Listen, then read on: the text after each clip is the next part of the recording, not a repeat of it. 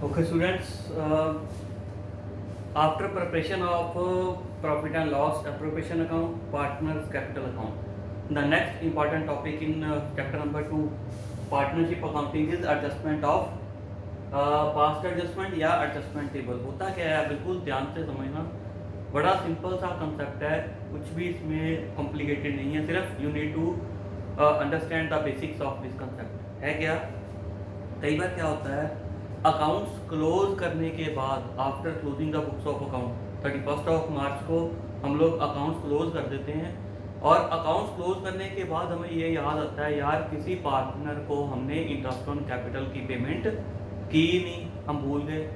किसी पार्टनर को हमने सैलरी देनी थी, उसको दी नहीं, भूल गए। किसी पार्टनर से ड्राइंग के ऊपर इंटरेस्ट चार्ज करना था, स्किप हो गया। अब क्या करें, पूरे साल के अकाउंट्स हम लोग दोबारा मेंटेन नहीं कर सकते। ऐसा नहीं होगा पूरे साल की बुक्स को क्रॉस करो और नई तरीके से नई बुक्स बनानी शुरू करो सारी एडजस्टमेंट करने के बाद, नहीं, ऐसा पॉसिबल नहीं हो सकता। तो उसके लिए एक नया कंसेप्ट निकाला, पास्ट एडजस्टमेंट। पास्ट एडजस्टमेंट का मतलब होता है कि जो चीज़ हम भूल गए हैं, सबसे पहले एट द लास्ट फर्म के अकाउंट हमने नहीं छेड़ने। फर्म के अकाउंट जो टैली कर चुके हैं, मतलब बैलेंस कर चुके हैं, हमने उनको नहीं छेड़ना। सिर्फ पार्टनर्स के इन बिटवीन एडजस्टमेंट होगी। मतलब किसी पार्टनर को हो सकता है पैसा ज़्यादा चला गया, किसी पार्टनर को हो सकता है पैसा कम चला। ऑब्वियसली जिसको सैलरी नहीं मिली तो उसकी सैलरी की जगह पे उसको प्रॉफिट मिल गया होगा ज़्यादा, ठीक है। तो किसी और पार्टनर को प्रॉफिट ज़्यादा मिल गया होगा, किसी और पार्टनर ने इंटरेस्ट ऑन ड्राइंग नहीं दिया। तो ये सारी गड़बड़ को सही करने के लिए एक टेबल बनता है, एडजस्टमेंट टेबल। इसमें क्या होगा, सबसे पहले at the end of the year आपको क्वेश्चन में गिवन होगा कि प्रॉफिट डिस्ट्रीब्यूट हो चुका है। After distribution of profit it has been observe that the following items have been omitted, भूल गई हैं, ठीक है, या रॉन्गली जो हमने उनको पोस्ट कर दिया। तो हम क्या करेंगे, सबसे पहले बिल्कुल ध्यान से देखना, फॉर्मेट इसका एडजस्टमेंट टेबल बनेगा। ये हो गई इसके पर्टिकुलर, मान लो दो पार्टनर है, ए पार्टनर है, इसको डेबिट और इसको क्रेडिट। बी पार्टनर है, इसको डेबिट और इसको क्रेडिट। और एक होती है फर्म, ऑब्वियसली फर्म होगी तो ये भी होगी डेबिट और ये भी होगा क्रेडिट। ये हो गया आपके पर्टिकुलर। ये अकाउंट नहीं है, ये फॉर्मेट होता है। तो हम क्या करेंगे, क्वेश्चन में दिया होगा प्रॉफिट डिस्ट्रीब्यूट हो चुका है। मैं आपको एक डमी एग्जांपल के साथ क्वेश्चन समझाने की कोशिश करता हूँ, आप बिल्कुल ध्यान से समझना, ध्यान से देखना। तो इसकी एक आपको क्वेश्चन कैसे पता लगेगा हमने एडजस्टमेंट टेबल बनाना है, तो लास्ट में लिखा होगा उसके क्वेश्चन में पास rectifying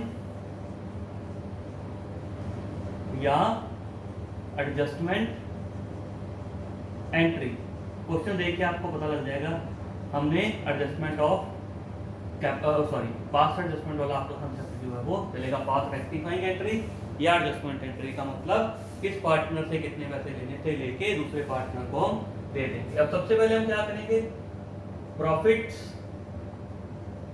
already distributed taken back. सबसे पहले हम क्या करेंगे, जो पार्टनर्स को प्रॉफिट जा चुका है, जिस भी रेशो में गया होगा उसी रेशो में हम पार्टनर से प्रॉफिट जो है वो वापस लेके फर्म को पहले वापस कर दें, ठीक है। हो सकता है क्वेश्चन में गिवन हो प्रॉफिट डिस्ट्रीब्यूट हो चुका है, या क्वेश्चन में ना भी गिवन हो प्रॉफिट डिस्ट्रीब्यूट हो चुका है। अगर नहीं गिवन तो कोई दिक्कत नहीं है, सिर्फ एडजस्टमेंट से स्टार्ट कर देंगे। लेकिन अगर गिवन होगा तो जितना प्रॉफिट एडजस्टमेंट के बिना जा चुका है उसको पहले वापस लें, राइट। मान के चलते हैं दो पार्टनर हैं जी, उनको 50,000 प्रॉफिट हुआ था। तो ए को क्या था, जब हम पार्टनर को कुछ देते हैं तो उसका अकाउंट क्रेडिट करते हैं, और जब पार्टनर से वापस लेने लगे हैं, मान लो 50,000 प्रॉफिट था, मान लो, ठीक है, तो 30,000 इसको गया था, 20,000 इसको गया था, क्रेडिट हो चुका था, हमने वापस ले लिया, profit already distributed taken back, और फर्म को हमने पूरा का पूरा 50,000 कर दिया वापस, राइट। ये पहला स्टेप होता है कि अगर प्रॉफिट डिस्ट्रीब्यूट हो चुके हैं तो जिस भी रेशियो में हो सकता है उनकी कैपिटल जितनी उनकी कैपिटल है उस रेशियो में गया हो उसका इक्वल गया हो सकता है क्वेश्चन में रेशियो गिवन होगी आपको, इस रेशियो में हमने प्रॉफिट उनको डिस्ट्रीब्यूट कर दिया, राइट। तो फिर हम क्या करेंगे, जो जो ओमिशन है हमारी, नंबर 2, मान लो इंटरेस्ट ऑन कैपिटल नहीं दिया था, ठीक है जी, मैं मान के चलता हूं ए की कैपिटल थी 1 लाख, 1 लाख के ऊपर 10% 10,000 बनता था, और बी की कैपिटल थी 50,000 मान लो, तो 10% के हिसाब से 5,000 बनता था, लेकिन हमने उनको नहीं दिए, अब देने पड़ेंगे, ठीक है। हम जब आपको बताया, जब पार्टनर को कुछ चीज हम देते हैं उसका अकाउंट क्रेडिट होता है। लो जी, 10,000 मैंने ए के अकाउंट में क्रेडिट कर दिया, ये ए बैठा है, तो 10,000 ए के अकाउंट में क्रेडिट हो गया इंटरेस्ट ऑन कैपिटल, 5,000 बी के अकाउंट में क्रेडिट हो गया। अब अगर हम पार्टनर्स को क्रेडिट कर रहे हैं तो ऑब्वियसली हम फर्म को क्या करेंगे, 15,000 से डेबिट, 5 + 10 15,000 से फर्म डेबिट हो गई, पार्टनर्स को क्रेडिट, राइट। एक और चीज ले लेते हैं, salary to A 500 per month, ठीक है जी, तो सैलरी बनेगी 500 × 12,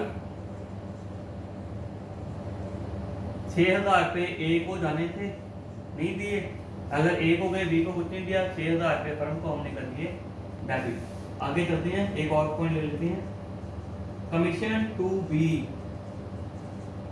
यदि है 10,000, मान लो पार्ट मैनेजर कमीशन नहीं है, पार्टनर की कमीशन है, तो 10,000 बी के अकाउंट में मैंने इधर क्रेडिट कर दिया, अगर बी को क्रेडिट किया तो फर्म को क्या करेंगे,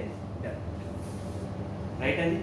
तो अब हम क्या करेंगे, मैंने आपको पहले बताया था, हम फर्म के अकाउंट जो नहीं छेड़ सकते, फर्म के अकाउंट हम नहीं छेड़ने क्योंकि वो क्लोज हो चुके हैं, तो फर्म को पहले करेंगे बराबर, ठीक है, जिधर ज्यादा होगा लिख लेंगे, इधर 50,000 है क्रेडिट में, तो ये रहा 15 + 6 21, 21 + 10 हो गया आपका 31, ठीक है।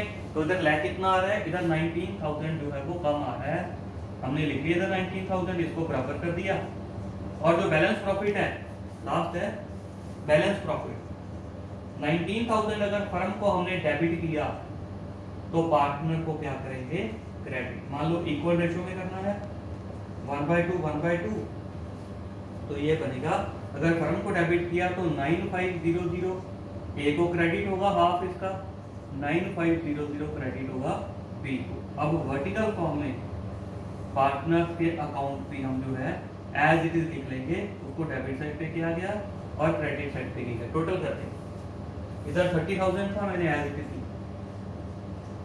इधर 10 + 6 16, 16 + 9 25, 25,500, 20,000, 5 + 10 15, 15 + 9 24,500, राइट। कुछ नहीं किया, वर्टिकल फॉर्म ने हमने कर दिया टोटल, ठीक है जी, ये क्वेश्चन हो गया इधर खत्म।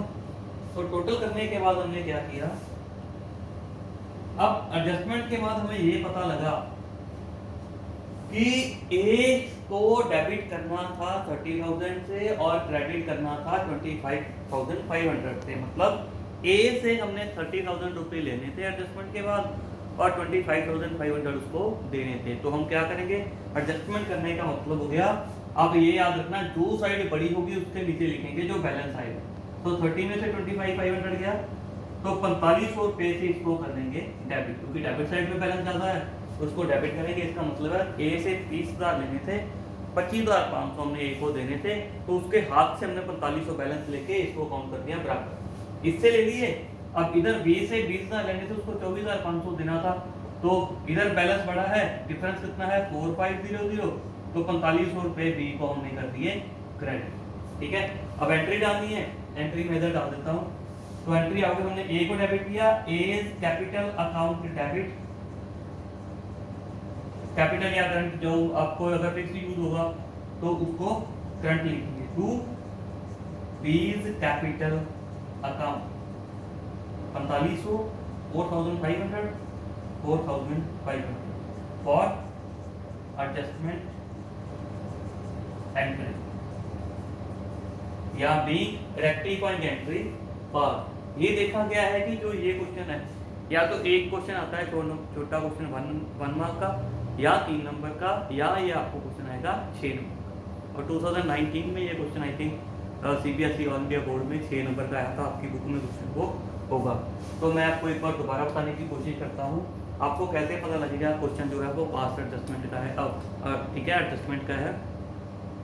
तो एक तो लास्ट में लिखा होगा पास्ट रेक्टिफाइंग या एडजस्टमेंट एंट्री, उल्टा उसमें और लिखा होगा कि जो प्रॉफिट है वो पार्टनर को डिस्ट्रीब्यूट हो चुका है विदाउट प्रोवाइडिंग बिलो या अबव एडजस्टमेंट, यानी कि साल का प्रॉफिट डिस्ट्रीब्यूट हो गया लेकिन कुछ आइटमें ऐसी थी जिसको हम भूल गए हैं।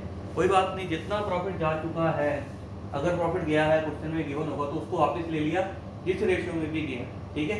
मैंने ये मान के चला 50,000 था, 30,000 इससे वापस ले लिया, 20,000 इससे वापस ले लिया, 50,000 फर्म को कर दिया वापस। अब जो चीज़ भूल गए थे, इंटरेस्ट ऑन कैपिटल मान लो भूल गए थे, तो 10,000 इंटरेस्ट ऑन कैपिटल ए को क्रेडिट कर दिया, बी को क्रेडिट कर दिया, फर्म को डेबिट कर दिया, राइट। उसके बाद सैलरी भूल गए थे ए की, ए को सैलरी दे दी, फर्म को डेबिट कर दिया। उसको कमीशन भूल गए थे बी की, फर्म को डेबिट कर दिया। फर्म को नहीं छेड़ना, फर्म के अकाउंट बराबर रखने हैं क्योंकि अकाउंट क्लोज हो चुके हैं।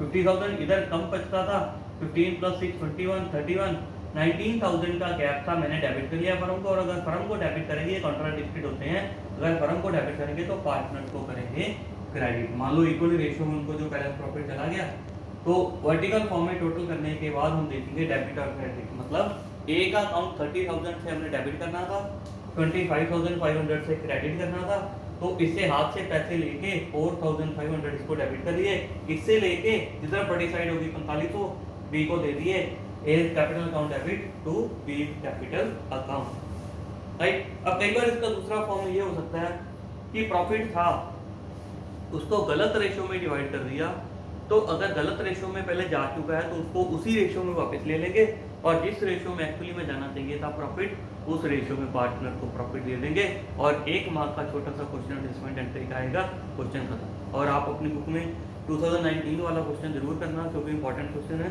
ठीक है। अगर नहीं निकलेगा तो आप मेरे को बता दें, राइट। आप ये नोट कर लो अगर करना है तो। इसको बोलते हैं पास्ट एडजस्टमेंट या एडजस्टमेंट टेबल, या उसमें आपको क्वेश्चन पता लगेगा पास्ट रेक्टिफाइंग या एडजस्टमेंट एंट्री। तो आप क्या करोगे, जो प्रॉफिट डिस्ट्रीब्यूट हो चुका है उसको वापस लेंगे, जो चीज़ हम ओमिट कर चुके हैं, भूल गए हैं, पार्टनर को देंगे। पार्टनर 2 भी हो सकते हैं, पार्टनर 3 भी हो सकते हैं, वो कोई चक्कर नहीं है। सैलरी है, कमीशन है, इंटरेस्ट ऑन, यही चीज़ें होती हैं, ज़्यादा और कुछ नहीं होता, ठीक है। सैलरी हो गई, कमीशन हो गई, इंटरेस्ट, क्योंकि पार्टनर से रिलेटेड ही होता है ये। सैलरीज हो गई, कमीशन हो गई। फिर जो फर्म को नहीं छेड़ना क्योंकि फर्म के अकाउंट क्लोज हो चुके हैं, जो बैलेंस बचेगा वो पार्टनर को या तो डेबिट करेंगे या क्रेडिट करेंगे, और आपने लास्ट में डाल देनी है एडजस्टमेंट एंट्री, ठीक है जी। आप लोग क्वेश्चन करो, फिर आपको जो नहीं समझ आएगा मेरे को बता देना, वो मैं आप लोगों को क्वेश्चन जो है वो करवा दूँ, ठीक है। चलिए, thank you so much for being.